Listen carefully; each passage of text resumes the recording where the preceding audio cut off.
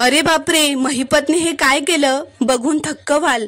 श्री स्वामी समर्थ प्रेक्षकांनो, ठरलं तर मगच्या पुढील भागात महिपतने जेलमध्ये घुसून एका महिला गुन्हेगाराला तिचा गळा दाबून जीवे मारण्याचा प्रयत्न केलेला असतो आणि तिचा गळा आवळताना साक्षी व तिच्या सोबतची जेलमधली गुन्हेगार रेखा दोघं मिळून बघत असतात व जोरात किंचाळतात, कारण त्या दोघी घाबरलेल्या असतात. त्यांचा आवाज ऐकून सगळे पोलीस कॉन्स्टेबल सुद्धा जेलच्या दिशेने धाव घेतात. आता साक्षीला जेलमधून बाहेर काढण्याचा महिपतचा हा नवीन प्लॅन असतो.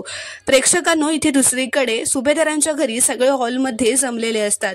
सायलीचे खोटे जे आई वडील असतात ते असं म्हणत असतात की ही लहान असताना खूप गोड बोलायची, पण 5 वर्षांची असताना ही हरवली होती. त्यावर प्रताप असं म्हणतात, सायली सुद्धा 5 वर्षांची असतानाच हरवलेली का? तर ती काकू म्हणते, सायली सुद्धा म्हणजे? कारण त्या दोन्ही काका काकूंना माहीत असतं की त्यांच्या खऱ्या मुलीचं नाव सायली नसून प्रिया असतं ते.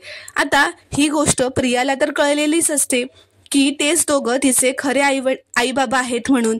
त्यामुळे हे सत्य सगळ्यांसमोर येऊ नये याची तिच्या चेहऱ्यावर मात्र खूप भीती दिसत असते. प्रेक्षकांनो, तुम्हाला जर का हा रिव्ह्यू आवडला असेल तर व्हिडिओ लाईक करा व चॅनलला प्लीज सबस्क्राईब करा.